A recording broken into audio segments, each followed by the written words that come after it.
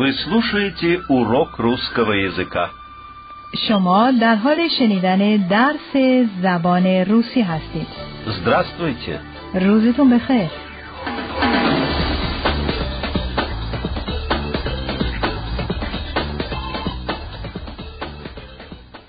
امروز درس دوم زبان روسی را آغاز می‌کنیم، اما قبل از پرداختن به بخش اصلی آن شما را با قسمت دوم تاریخچه زبان روسی آشنا می‌سازیم. زبان زنده‌ترین و پایدارترین و غنی‌ترین وسیله ارتباطی است که نسل گذشته بهار را به نسل آینده ملت‌ها در یک دوره تاریخی کامل به طور زنده پیوند می‌دهد. این گفته اوشینسکی ارتباط بین زمان و نسل‌ها را به اثبات می‌رساند.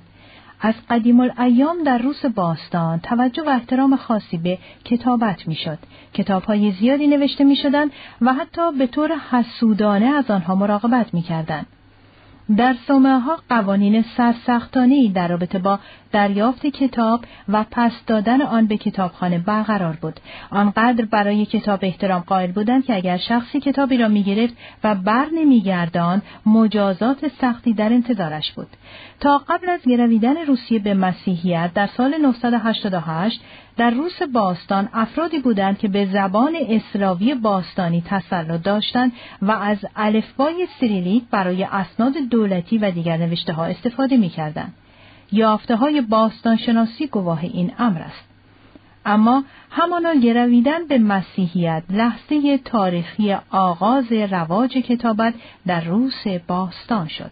کتب مذهبی از زبان یونانی به زبان اسلاوی باستانی ترجمه شدند و این زبان خویشاوند و نزدیک اجداد روس‌ها نقش مهمی را در تکامل فرهنگ سخن و شکلگیری زبان ادبی روسی ایفا کرد.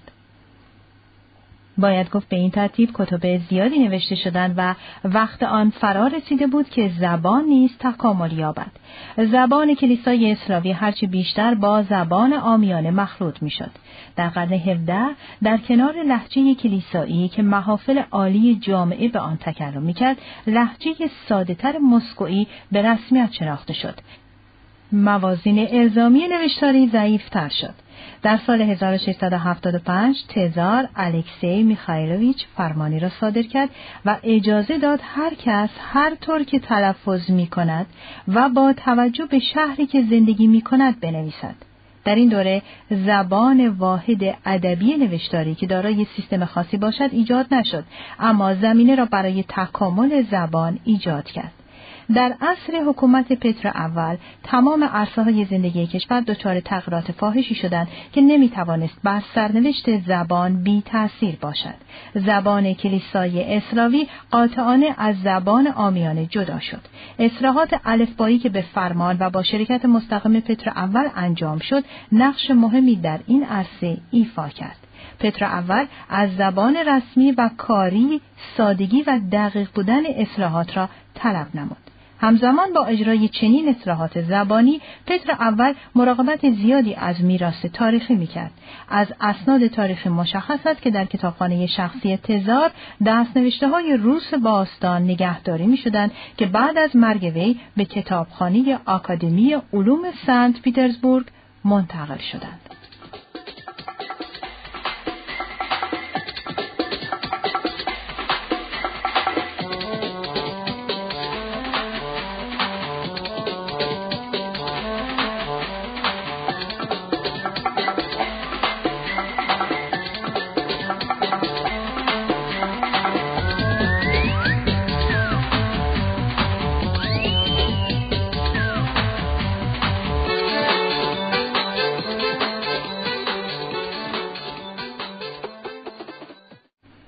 شنوندگان عزیز، امروز دومین درس از سری جدید دروس زبان روسی را آغاز می‌کنیم. این بخش شامل 10 درس اول دوره ابتدایی زبان روسی، اسفاد و تلفظ کلمات است که در فرا گرفتن این زبان از طریق رادیو به شما کمک خواهد کرد. قبل از شروع درس چند واژه پرکاربرد را که در درس قبلی به شما آموخته شدند تکرار می‌کنیم. سلام مؤدبانه. Здравствуйте. سلام دوستانه. Привет. صبح بخیر. Доброе утро. روز بخیر. Добрый день. عصر بخیر. Добрый вечер. شب بخیر. Спокойной ночи. حالتون چطوره؟ Как дела? متشکرم. Спасибо. متشکرم. خوبه. عالیه. Спасибо. Хорошо. Отлично. و حالا چند واژه دیگر را به آنها اضافه می کنیم. لطفاً به دقت گوش کنید و تکرار کنید. حالتون چطوره؟ Как дела? متشکرم. خوبه. عالیه. Спасибо. Хорошо. Отлично. و حال شما؟ حال تو؟ А у вас? А у тебя?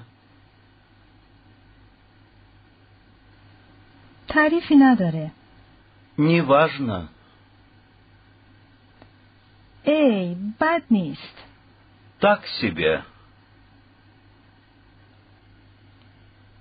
صدای حرف تقریباً مثل صدای الف در کلمه اسم و یا صدای حرف ه در کلماتی مانند برده، روده، پخته است. از شما دعوت می‌کنیم به تلفظ این حرف در کلمات زیر توجه کنید.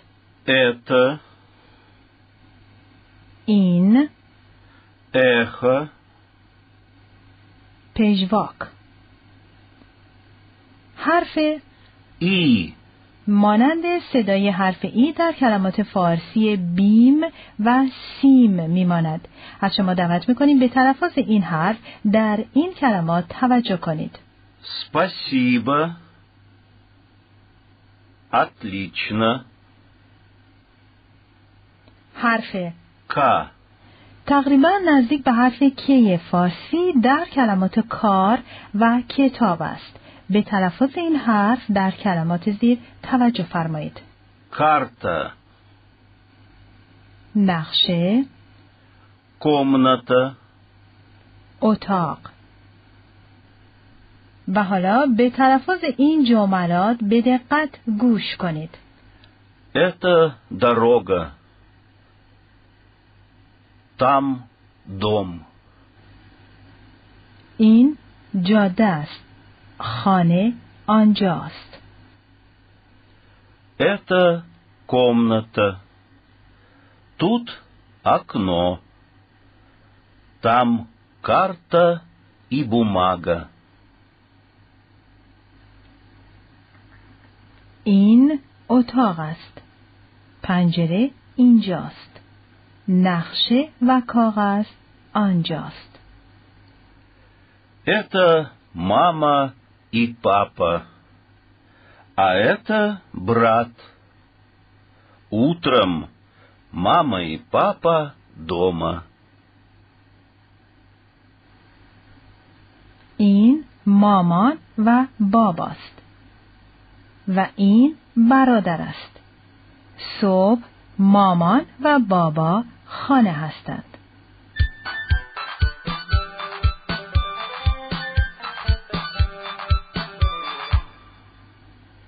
و حالا دوستان عزیز لطفاً کلمات این متن را بعد از شنیدن آنها تکرار کنید. این. Это.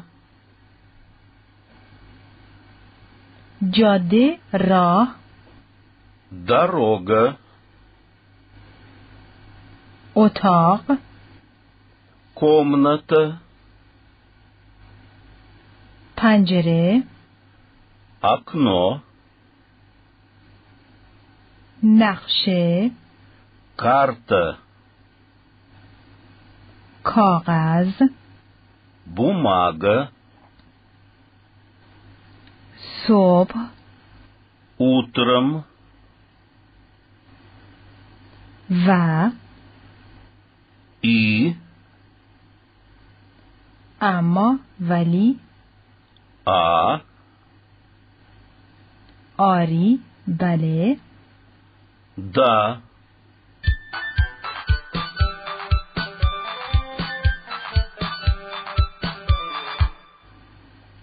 دوستان عزیز، حالا از شما دعوت میکنیم به تلفظ جملات سؤالی توجه فرمایید. مامان آنجاست؟ بله، مامان آنجاست. Мама там? Да, мама там.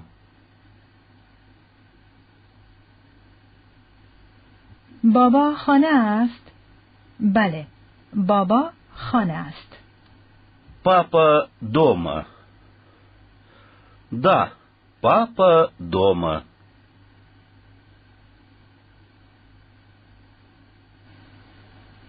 برادر خانه است؟ بله، برادر خانه است. Брат дома. Да, брат дома.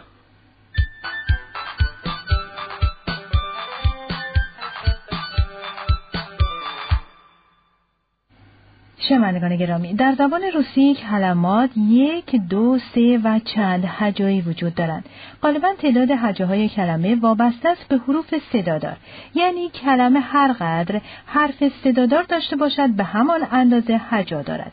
اگر کلمه یک هجایی باشد، در این صورت از یک هجای ضربی تشکیل شده است. مثلا در کلمات Он, дом. نکته مهم در کلمات روسی این است که تمام حروف صدادار که ضربه روی آنها نباشد خیلی ضعیف و کوتاه تلفظ می شوند و حتی ممکن است کیفیت خود را تغییر دارند. حروف صدادار А, О. وقتی ضربه نداشته باشند تقریباً یکسان تلفظ می شوند. به تلفظ این کلمات توجه فرمایید. Мама, папа, карта, дома, бумага, комната, это, окно, утром. در اینجا کلمه Это در ابتدای جمله می آید و نقش مبتدا را بازی می کند. حرف رابطه и اجزای جمله را به هم پیوند می دهد و تقریباً همراه با کلمه بعدی تلفظ می شود. مانند это мама и папа. این مامان و باباست. حرف رابطه А برای مقایسه یا مقابله کلمات به کار می رود و همراه با کلمه بعدی خود تلفظ می شود. مثلا брат там, а папа тут. برادر آنجا و پدر اینجاست. در زبان روسی 3 جنس مذکر، مؤنث و خنثی وجود دارد. کلمات مذکر معمولاً به حروف بی صدا ختم می شوند، مانند کلمه خانه. Дом, کلمات مؤنث معمولاً به حرف آ ختم می شوند، مانند کلمات бумага, комната. کلمات خنثی به حرف او ختم می شوند، مانند. окно. اما کلماتی هستند که به حرف آ ختم می شوند ولی مذکر هستند، مانند برخی از اسامی مردانه و کلمه Папа, که مذکر است.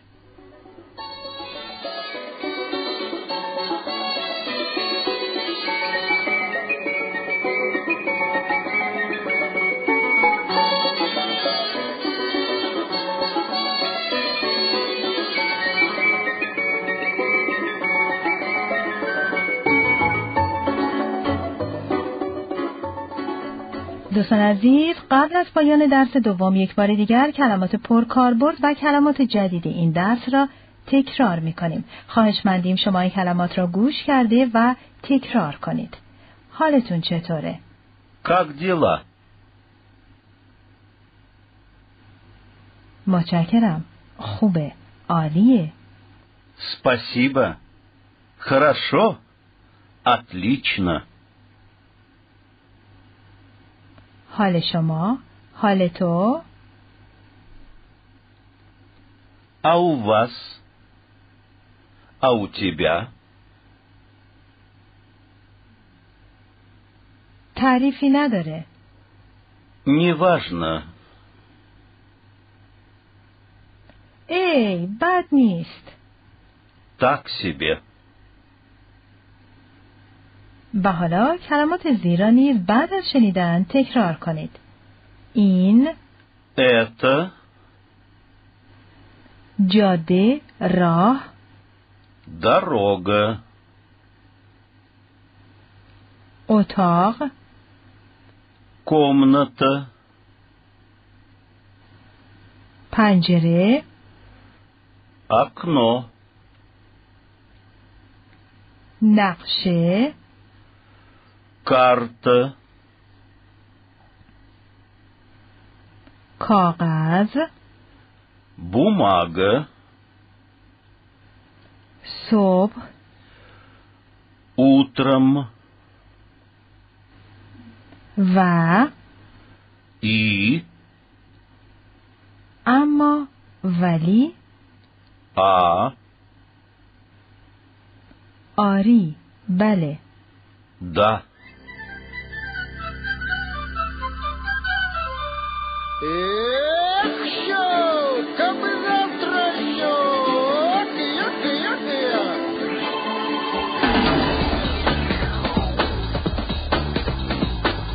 دوستان عزیز رادیویی، درس دوم زبان روسی از صدای روسیه در اینجا به پایان رسید. خدا نگهدارتان. До свидания.